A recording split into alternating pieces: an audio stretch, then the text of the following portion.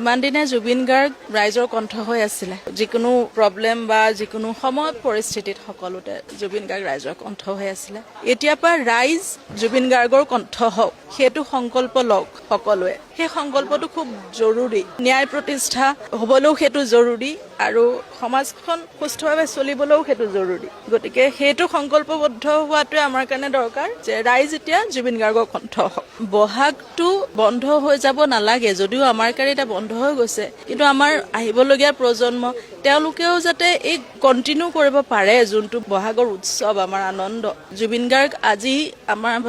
মাজত কায়িকভাৱে নাই কিন্তু তাৰ আদৰ্শটোতো আছে গতিকে সেইখিনি কঢ়িয়াই নিয়াটো আমাৰ দৰকাৰ গতিকে মানুহখিনিয়ে যিমান পাৰে সংস্কৃতিটো চৰ্চা কৰক দাদাৰ কামখিনি যিমান পাৰে সিমান প্ৰচাৰ আৰু প্ৰসাৰ হওক কোনোবা আহিলে যাতে অসমলৈ এইটো অনুভৱ হয় যে তেওঁ জুবিন দেশলৈ আহিছে জুবিন গাৰ্গ কোন হয় চাৰিওফালে চালেই যাতে তেওঁ অনুভৱ হয় জুবিন গাৰ্গৰ বিভিন্ন ধৰণৰ সৃষ্টিৰাজিৰ ওপৰত কাম কৰক মানুহে তেওঁৰ উক্তিবোৰ লিখা থাকক তেওঁৰ বিষয়ে তেওঁৰ কামৰ বিষয়ে ছবিবিলাক মিউৰালবিলাক ৱালে ৱালে কৰক আৰু নিজৰ ঘৰত সেই সাংস্কৃতিক যোনটো পৰিৱেশ মানুহে মেইনটেইন কৰক পঢ়া শুনা সংস্কৃতিৰ লগতে এটা সুস্থ চিন্তাৰ যাতে পৰিৱেশ সৃষ্টি হয় প্ৰতি ঘৰত প্ৰতিজন মানুহৰ মাজত সেইটো প্ৰেক্টিচ কৰক যাতে মানুহে আহি অনুভৱ কৰে ইয়াত তাৰমানে জুবিন গাৰ্গ আছিলে এতিয়াও আছে আৰু আগতকে বহুত ডাঙৰ পৰিসৰত আছে সেই কালপ্ৰিটকেইটাক কোনো পধ্যে সাৰি যাব নালাগে আৰু মেক্সিমাম পচিবল পানিছমেণ্ট তেওঁলোকে পাব লাগে আদালতক এভিডেন্স লাগে সেইমতে তেওঁলোকে জাষ্টিছটো কৰিব কিন্তু আমাৰ মনত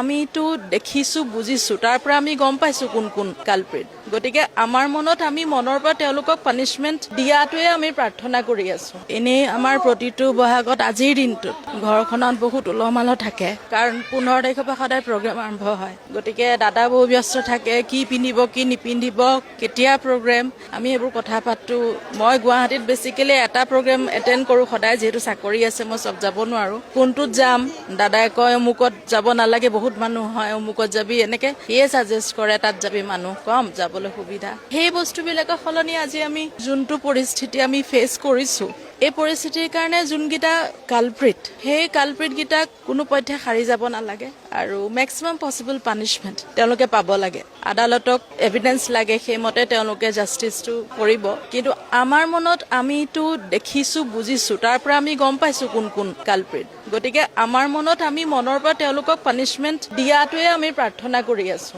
এইটো সুন্দৰকে চলি আছে আমাৰ উকিলখিনিও এডভকেটখিনি খুব সুন্দৰকে কৰি আছে আৰু ডেইলি বেচিছতে কৰি আছে তেওঁলোকে সম্পূৰ্ণ চেষ্টাৰে খুব সুন্দৰকে কৰি আছে এতিয়ালৈকেতো আমি আশাবাদী ভাবিছো ন্যায় প্ৰতিষ্ঠা হ'ব এতিয়ালৈকে সেই প্ৰচেছটো আৰু এটা কথা মানে মই ক'ব খোজো যে ইমান দিনে জুবিন গাৰ্গ ৰাইজৰ কণ্ঠ হৈ আছিলে যিকোনো প্ৰব্লেম বা যিকোনো সময় পৰিস্থিতিত সকলোতে জুবিন গাৰ্গ ৰাইজৰ কণ্ঠ হৈ আছিলে এইটো বহাগ য'ত আজিৰ পৰা জুবিন গাৰ্গক আমি নাপাওঁ মই ভাবো এতিয়াৰ পৰা ৰাইজ জুবিন গাৰ্গৰ কণ্ঠ হওক সেইটো সংকল্প লওক সকলোৱে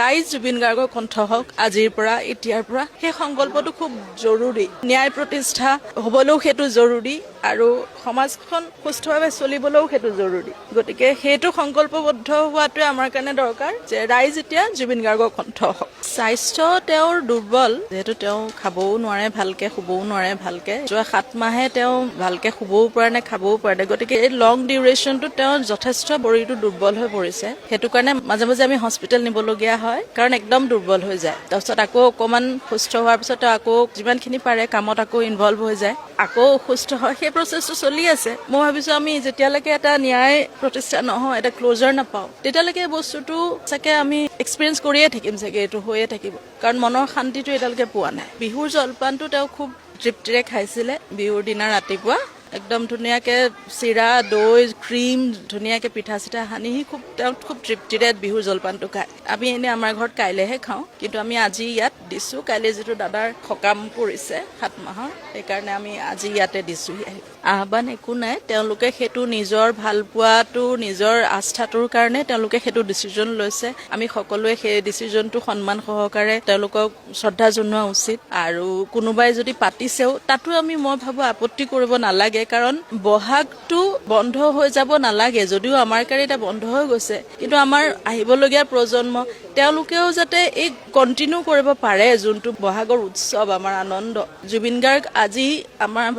মাজত কায়িকভাৱে নাই কিন্তু তাৰ আদৰ্শটোতো আছে গতিকে সেইখিনি কঢ়িয়াই নিয়াটো আমাৰ দৰকাৰ গতিকে মানুহখিনিয়ে যিমান পাৰে সংস্কৃতিটো চৰ্চা কৰক, দাদাৰ কামখিনি যিমান পাৰে সিমান প্ৰচাৰ আৰু প্ৰসাৰ হওক। কোনোবা আহিলে যাতে অসমলৈ এইটো অনুভৱ হয় যে তেওঁ জুবিন দেশলৈ আহিছে, জুবিন গাৰ্গ কোন হয়, চাৰিওফালে চালেই যাতে তেওঁ অনুভৱ হয়। জুবিন গাৰ্গৰ বিভিন্ন ধৰণৰ সৃষ্টিৰাজিৰ ওপৰত কাম কৰক মানুহে, তেওঁৰ উক্তিবোৰ লিখা থাকক, তেওঁৰ বিষয়ে, তেওঁৰ কামৰ বিষয়ে ছবিবিলাক, মিউৰালবিলাক ৱালে ৱালে কৰক আৰু নিজৰ ঘৰত সেই সাংস্কৃতিক যোনটো পৰিৱেশ মানুহে মেইনটেইন কৰক। পঢ়া শুনা সংস্কৃতিৰ লগতে এটা সুস্থ চিন্তাৰ যাতে পৰিৱেশ সৃষ্টি হয় প্ৰতি ঘৰত, প্ৰতিজন মানুহৰ মাজত, সেইটো প্ৰেক্টিচ কৰক যাতে মানুহে আহি অনুভৱ কৰে ইয়াত তাৰমানে জুবিন গাৰ্গ আছিলে, এতিয়াও আছে আৰু আগতকে বহুত ডাঙৰ পৰিসৰত আছে। তাৰমানে সেই বস্তুটো যাতে অনুভৱ হয় আহিলে, সেইটোৱে বিচাৰিছোঁ।